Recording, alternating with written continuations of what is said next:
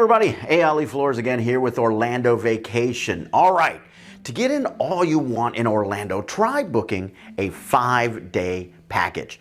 But what can you do once you have all this time? Don't worry, we got you covered. But before we start, hit that subscribe button and notification bell so you know when we post our latest video. So let's start on the first day at the flagship park of Walt Disney World, the Magic Kingdom. If you are traveling during peak season, which is during the holidays and summer, then invest in paying for Lightning Lane. This helps you get through the lines quicker. For how to navigate Genie Plus and Lightning Lane, see our in-depth videos on it. Magic Kingdom has several nostalgic rides such as It's a Small World and Pirates of the Caribbean. Make sure to pepper those in throughout the day. If you have Genie Plus, you can stack your reservations throughout the day and kind of make yourself a little schedule. Now, if you are a thrill seeker, head straight to Tron Light Cycle. It's the newest coaster at Magic Kingdom. Grab lunch at a quick service like Tortuga Tavern or Casey's Corner. For dinner, get a reservation for Be Our Guest or Cinderella's Royal Table. If you're going to be in the Magic Kingdom, you need to dine in an actual castle. Make sure to have 3 p.m. open to catch the parade, and be well caffeinated to be up for the amazing night show. Happily Ever After utilizes fireworks, pyro, music, and projections on the castle. You also get a glimpse of Tinkerbell flying. All right, let's move on to day 2. You'll want to be heading to Hollywood Studios. This park is the park we suggest getting Genie Plus the most. This park has the most popular rides in it. Because this park has so many new rides, it will fill up fast and lines will be long all day. If you can get Lightning Lanes, yeah, do that. Now, depending on your interests, this will determine where your first destination is. Are you or your kids huge Star Wars fans? Then straight to Galaxy's Edge you need to go. Hopefully, you have booked Lightning Lanes so you can wander the land and not wait for hours in line. The land is immersive and has rides, characters, shopping, and food all straight from the Star Wars universe. If you have little ones or not a huge Star Wars fan, like me, I'm not really a big Star Wars fan. Once they killed off, Spock, Dumbledore, and Iron Man, I was done with it. If you're not a big fan, head over to Toy Story Land and book a Lightning Lane. Here, you will be shrunk to the size of Andy's toys and feel like a kid again. Enjoy the amazing theming as you truly feel little. If you aren't a fan of either series, still take a walk through them as the theming is amazing. After you have ridden as many thrill rides as you can, grab snacks down Sunset Boulevard or have a meal at the ABC Commissary.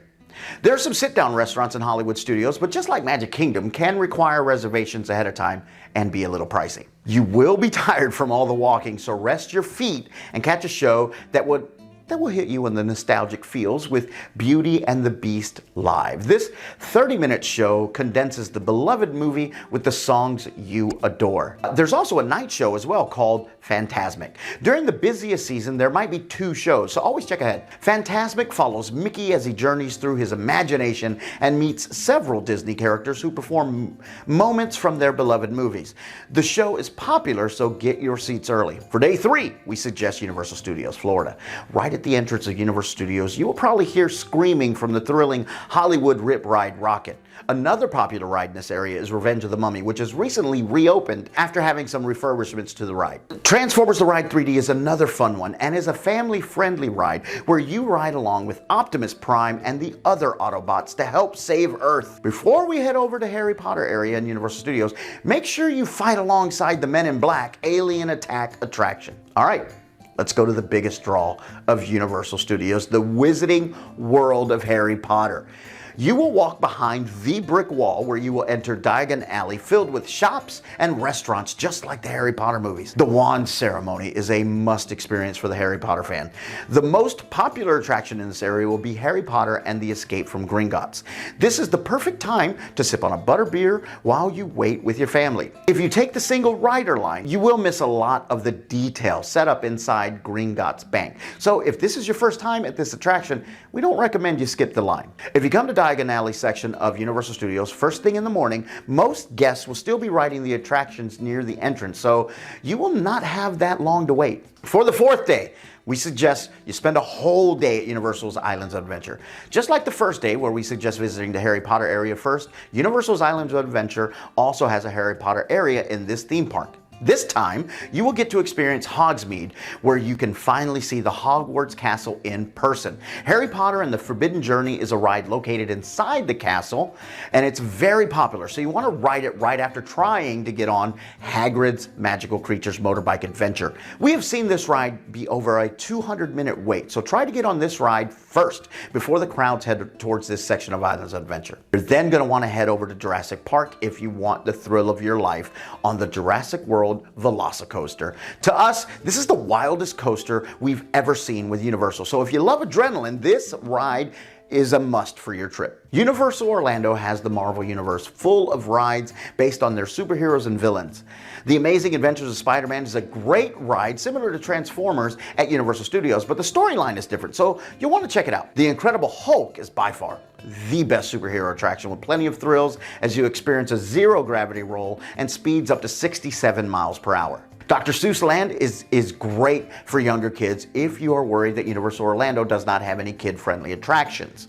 During the holidays, this whole area turns into Whoville, where you can meet the Grinch himself. The Cat in the Hat ride is one of the most popular attractions in this section of Universal's Islands of Adventure. If you are coming during a peak time, we suggest getting express passes to help with the waits in line. It can be an extra cost, but it's so worth it during Christmas and the summer. On day 5, we suggest taking it easy and either enjoying the pool and then shopping at Disney Springs or City Walk. Or you can check out one of the half-day attractions in the area, such as Gatorland, which has several Florida native animals, and outdoor activities like a zip line. Or Wonderworks. They have edutainment and illusionary activities for the whole family. To make sure you get all you want to do in one package, call us at 1-800-641-4008 and Orlando Vacation Reservationists will be happy to put a package together for you within your budget and your schedule. And remember to go to our site, orlandovacation.com, where we have discounts, deals, blogs, and other helpful tips for your next Orlando vacation. All right, thanks so much for watching. We'll see you next time. Bye.